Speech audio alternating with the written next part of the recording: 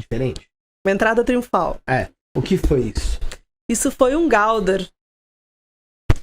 Um Galdr é uma forma nórdica de se fazer magia, de se fazer feitiçaria. Existem 3 formas diferentes de se fazer isso, e uma delas foi o que eu apresentei aqui, que é a voz do Galdr, a voz da feitiçaria.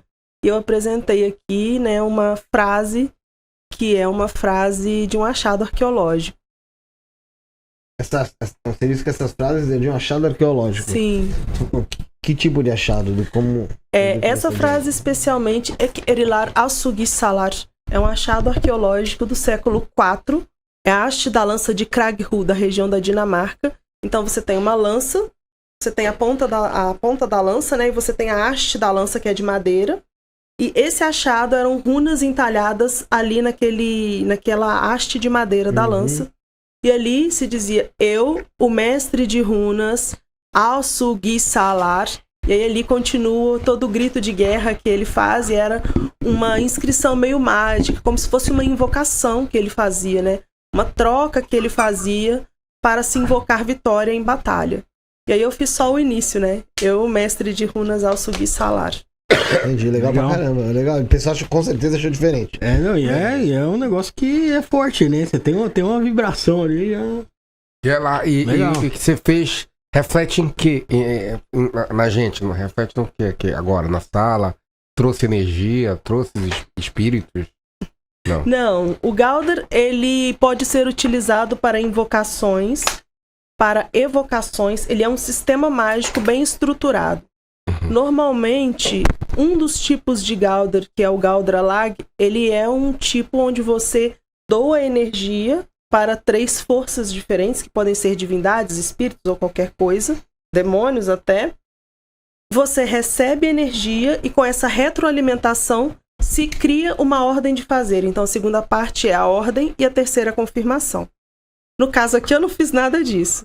A única coisa que eu fiz foi não demandar, mas fazer com que a voz do Galdr fosse ouvida por todos, porque de uma forma ou de outra, a vibração do Galdr, da forma com que as notas são cantadas, causam nas pessoas um tipo de estado alterado de consciência. Pelas notas mesmo. Então, mesmo que você não entenda o que está sendo falado e que não seja mágico, você tem um estado de consciência alterado. Isso é feito por quanto tempo, geralmente?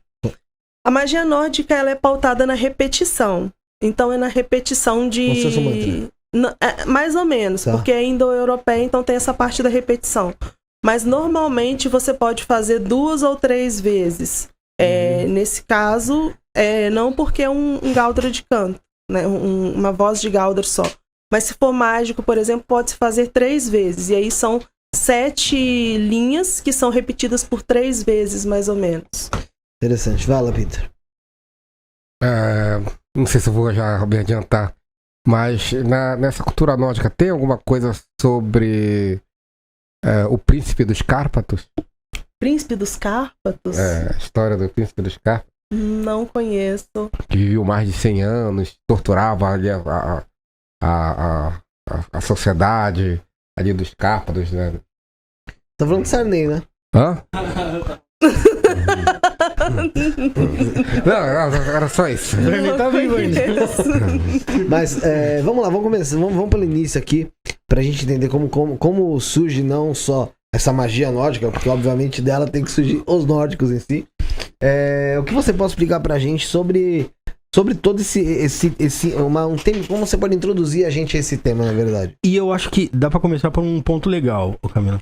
É justamente pelo que a gente tava falando aqui antes, que era dessa separação ali, entre a magia nórdica, a religião, a mitologia, e como que essas coisas de maneira separada, a gente aproveita melhor delas, né? Sim. Existe um caminho diferente, né? Primeiro explicando a respeito dos nórdicos, né? Qual a diferença entre os nórdicos, os escandinavos, como isso tudo surge. É uma história muito grande, a gente tomaria vários podcasts aqui, mas em resumo, os países escandinavos são Suécia, Noruega e Dinamarca. Só pra concluir, quando eu falei dos príncipes dos Cárpatos, era da onde você tá falando agora, da Escandinávia. Mas de qual época, você sabe? Pois não lembro a época. Mas a história era dos países escandinavos. Era só pra... É porque tem exatamente essa questão. A magia nórdica e a religião nórdica, elas datam de épocas muito antigas. Inicialmente, a região nórdica, né, que tem ali também hoje, né, Islândia, Finlândia, ela tinha várias tribos, porque fazia parte da Germânia, né, da Germânia. Então eram várias tribos que habitavam ali. Os normandos, os godos, os visigodos, os lombardos, eram vários povos que habitavam ali, né? Várias tribos diferentes. E eles eram chamados de germanos pelos romanos. Isso tudo porque eles tinham uma similaridade, parecia, né? Por culto, por língua, eles tinham algumas similaridades. Então os romanos os chamavam de germanos. Mas entre eles já brigavam, né? Então a gente tinha os romanos por baixo, os mongóis por cima, e no meio a gente tinha ali os germanos, né? Que eram várias tribos. No meio de todas essas tribos, essas lendas, né, esses mitos, essas divindades, iniciam com uma raiz indo-europeia. Então a gente tem várias divindades que têm essa raiz indo-europeia. E uma magia que se inicia xamânica e animista. Então tanto a magia quanto a fé nórdica, elas são animistas. Traduzindo aqui para os nossos colegas que são de religião de matriz afro, existe uma diferença entre o animismo dentro do paganismo e o animismo dentro da religião afro. Geralmente, quando você fala que alguém está sendo animista, você fala que uma pessoa está fingindo estar com um espírito. Uhum. O animismo dentro do paganismo significa que a pessoa acredita que todas as coisas têm vida. Então, por exemplo, o paganismo ele é animista, o paganismo nórdico, porque ele acredita que uma pedra é viva, que uma árvore é viva, que o rio é vivo, porque o nórdico acreditava. Dizer para uma pessoa da era viking que a deusa Sol existia e que o Sol existia era a mesma coisa, porque ele enxergava o Sol como a deusa Sol. Então essa fé surge ali com esses povos, e essa magia também. Ela é uma magia folclórica, ela é uma magia do campo, ela é uma magia que se divide em diversos ramos, inicialmente, e existem diversas formas de recriação dessa magia.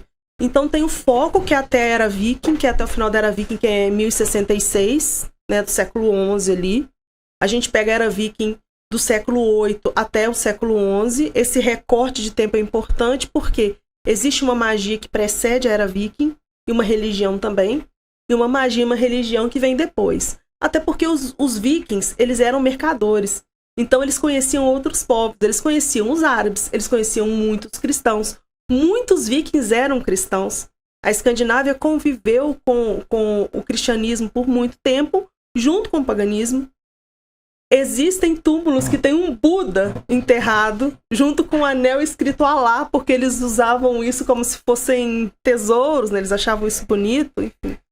E cada divindade que eles conheciam, eles adicionavam ao seu panteão como se fosse mais um deus.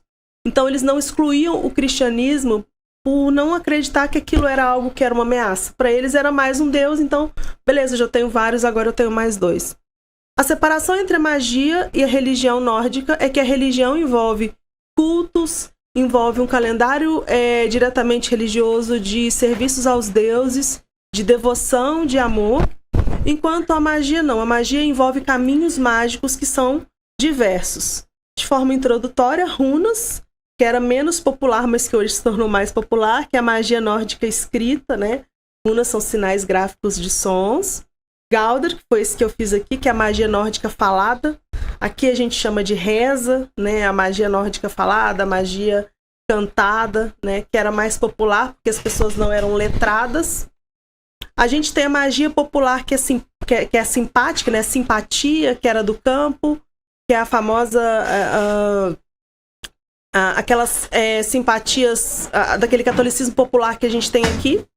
Eles têm lá de forma folclórica, que é o Trolldom e o Fjordkönigr hoje.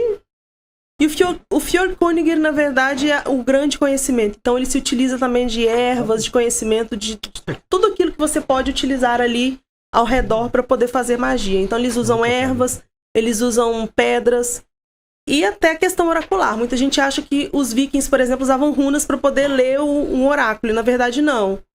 Os vikings nunca usaram runas para poder ler o destino das pessoas ou para poder ler o futuro das pessoas, né?